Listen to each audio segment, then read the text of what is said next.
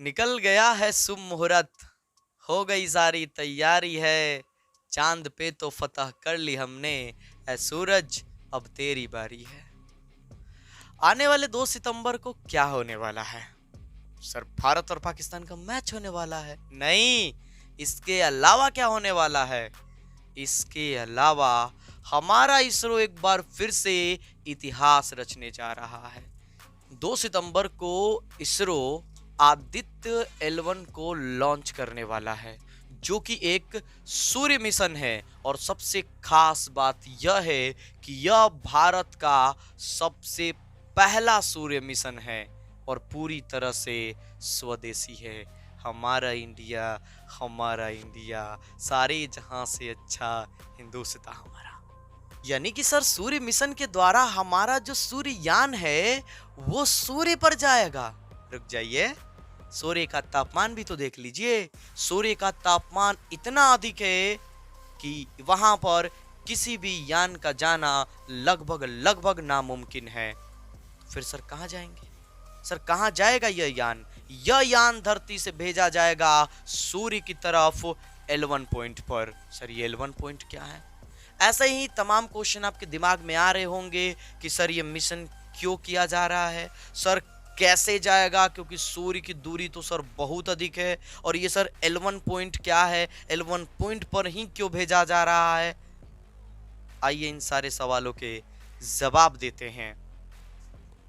सबसे पहला सवाल कि क्या हम सूरज की सतह पर लैंड करेंगे? नहीं, क्योंकि उसका तापमान बहुत अधिक है, जैसा कि हमने पहले ही बताया आप लोगों को। तो फिर ये L1 पॉइंट पर सर हम जा रहे हैं। ये L1 पॉइंट क्या है? देखिए, L1 पॉइंट एक ऐसा पॉइंट है जहां पर धरती और सूर्य के गुरुत्वाकर्षण बल का मान संतुलित रहता है। मतलब वहां पर अगर कोई भी वस्तु है तो उसे ना तो धरती अपनी तरफ खींच सकती है और ना ही सूर्य अपनी तरफ खींच सकता है।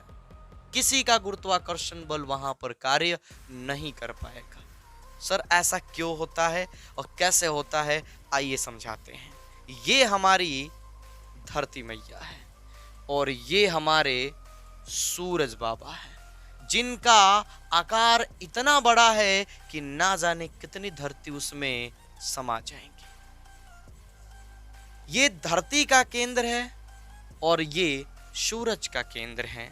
यदि सोचिए इन दोनों केंद्रों को एक धागे से मिला दिया जाए या एक रेखा से मिला दिया जाए, जैसा हमने मिलाया, और मान लीजिए कि किसी वस्तु को इस रेखा के बीचों बीच में रख दिया जाए, तो फिर क्या होगा?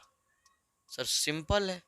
फिजिक्स के पप्पा यानी सर आइजक न्यूटन ने बताया था कि जिस वस्तु का, जिस पिंड का द्रव्यमान जितना अधिक होगा उसका गुरुत्वाकर्षण बल उतना ही अधिक होगा। सर, आपने ये वस्तु बीच में रखी है तो यहाँ पर सूर्य का गुरुत्वाकर्षण बल बहुत अधिक लगेगा, जिस वजह से यह सूर्य की ओर चला जाएगा। अब जरा ध्यान से सुनिएगा हमारी बात। अगर इस वस्तु को धीरे धीरे पृथ्वी की ओर लाया जाए तो क्या होगा? तो आप कहोगे कि सर सूर्य का जो गुरुत्वाकर्षण बल है वो कम होता जाएगा और पृथ्वी का गुरुत्वाकर्षण बल ज्यादा होता जाएगा। अब सोचिए कि ऐसे आते आते आते आते एक पॉइंट तो ऐसा जरूर मिलेगा इस रास्ते पर जहां पर जितना सूर्य अपनी ओर खींच रहा होगा उस वस्तु को, उतना ही पृथ्वी अपनी ओर खींच रही होगी उस वस्तु को। अर्थात इस वस्तु पर लगाया गया दोनों द्वारा बल संतुलित हो जाएगा और ये वस्तु किसी और गति नहीं करेगी। इसी का नाम है लैग्रांज पॉइंट या लैग्रांजियन पॉइंट। तो सर इसको आप L1 क्यों बोल रहे हैं? दरअसल ऐसे 5 बिंदु हैं जहां पर सूर्य और पृथ्वी के गुरुत्वाकर्षण बल संतुलित रहता है। पर सर इस रेखा पर तो केवल एक ही बिंदु ऐसा संभव है। जी हां, लेकिन गुरुत्वाकर्षण के अलावा भी पृथ्वी और सूर्य के बीच बहुत से ऐसे बल हैं जो कार्य करते हैं। तो इस तरह से हमें ऐसे 5 बिंदु जहां तहां प्राप्त हुए हैं जहां सूर्य और पृथ्वी का लगाया गया गुरुत्वाकर्षण बल पूरी तरह से संतुलित रहता है। यानी उस बिंदु पर यदि कोई वस्तु या कोई भी उपग्रह ले जाया जाए तो ना तो उसे सूर्य अपनी ओर खींच पाएगा और ना ही पृथ्वी अपनी ओर खींच पाएगी। इसी का नाम है लैग्रांज बिंदु और ऐसे 5 बिंदु मौजूद हैं इन दोनों के लिए। अब आपके मन में यह सवाल तो जरूर आया होगा कि सर ये जो L1 पॉइंट है वो पृथ्वी से कितना दूर है। देखिए ऐसे ज्यादा दूर नहीं है। उसको जानने से पहले आप ये जान लीजिए कि पृथ्वी से सूर्य की दूरी कितनी है। ऐसे सूर्य भी ज्यादा दूर है ही नहीं, आराम से हम धरती से तो देख ही लेते हैं लोग। तो बस ये मात्र 15 करोड़ किलोमीटर दूर है। Sir 15 crore kilometre? जी हाँ 15 करोड़ किलोमीटर। बोल तो सर ऐसे रहे जैसे कि 2 घंटे में पैदल चल लेंगे हम लोग उतना दूर। सर L1 पॉइंट, ये जो L1 पॉइंट है, मान लीजिए कि यह L1 पॉइंट है। L1 पॉइंट से जो पृथ्वी की दूरी है वो 15 लाख किलोमीटर है। 15 लाख किलोमीटर। और हमारे आदित्य L1 यान को यानी सूरज यान को इसी 15 लाख किलोमीटर का सफर तय करना है। सर ये कितने दिनों में तय कर लेगा और कैसे करेगा सर? पहले समय आपको बताते हैं।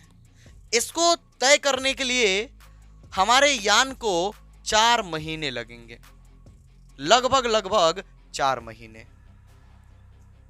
और ये उसी तरह से तय करेगा जैसे हमारा चंद्रयान 3 चांद पे पहुंचा था। आपको बताते हैं कि ये कैसे होगा।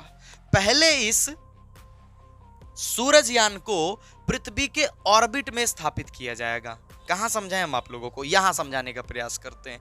मान लीजिए कि ये हमारी धरती है और उसके बाद जो हमारा यान है ये पृथ्वी के ऑर्बिट में ऐसे क्या होगा, स्थापित हो जाएगा और पृथ्वी के चक्कर लगाएगा। फिर लगातार इसके ऑर्बिट को बढ़ाया जाएगा।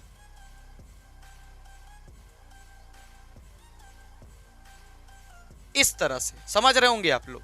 लगातार जो है उसे झटका दे देकर इसको ऑर्बिट को बढ़ाया जाएगा और सूर्य से दूरी कम की जाएगी। और फिर एक वक्त ऐसा आएगा जब इसको ऐसे झटका दिया जाएगा कि फिर यह L1 पॉइंट तक जा सके। उसमें पर्याप्त मात्रा में ईंधन रहेंगे जो इसे L1 पॉइंट तक पहुंचा देंगे। क्योंकि L1 पॉइंट पर ना तो सूर्य का गुरुत्वाकर्षण काम करेगा और ना ही पृथ्वी का गुरुत्वाकर्षण काम करेगा। इस वजह से L1 पॉइंट पर जाकर हमारे यान को चक्कर लगाने के लिए ईंधन उतना खपत नहीं करना पड़ेगा। अब सबसे बड़ा सवाल यह होगा कि सर L1 पॉइंट पर तो मान लीजिए चले गए, हमारा यान जो है चला जाएगा, चक्कर भी लगाएगा सर, पर चक्कर लगा के वो हासिल क्या करेगा? क्योंकि सूर्य पे तो जा नहीं रहा है सर, और सूर्य तो बहुत दूर है अभी भी हमसे। बताते हैं आपको, वहां से सूर्य पे वो नजर रखेगा। सूर्य में होने वाले बहुत सारे जो परिवर्तन है, जो सौर तूफान है, जो सौर हवाएं हैं, सूर्य के जो बाहरी परत है जिसको कोरोना कहा जाता है। Sir corona? जी हाँ कोरोना ही कहा जाता है सूर्य के बाहरी परत को। जो उसका प्रकाश मंडल है जो धरती से हमें दिखाई देता है सफेद, उन सभी को वो ध्यान से देखेगा, अध्ययन करेगा और सारा डाटा धरती पर भेजता रहेगा। ये काम है हमारे आदित्य L1 यान का। इस यान के साथ एक खास बात और है कि 7 पिलोट भेजे जाएंगे। उसमें से 4 पिलोट तो सूर्य पे आंखें गड़ाए रहेंगे और सूर्य में जितना भी हलचल हो रहा है, जितनी भी परिवर्तन हो रहे हैं, उन सबको बारीकी से ऑब्जर्व करेगा और समझने का प्रयास करेगा सूर्य को। और बाकी 3 सर उसके आसपास के जो क्षेत्र हैं वहां होने वाले घटनाओं का अध्ययन करेंगे। आप चाहें तो इस प्रक्षेपण का लाइव प्रसारण भी देख सकते हैं। सर वो कैसे? जी हाँ, श्रीहरिकोटा जाइए, पर उससे पहले आप रजिस्ट्रेशन कराइए। रजिस्ट्रेशन चालू हो चुका है और कराकर आप श्रीहरिकोटा पहुंच जाइए और वहां जाकर आप इसका लाइव प्रसारण देख सकते हैं। अब आपके मन में सवाल चल रहा होगा कि सर कब होगा? देखो तारीख तो बता दिया हमने 2 सितंबर को। 2 सितंबर को 11:50 पर ये यान प्रक्षेपित किया जाएगा। चलिए जी, उम्मीद करते हैं कि हमारे द्वारा दी गई जानकारी आपको समझ में आई होगी, पसंद भी आया होगा। जय हिंद, जय भारत।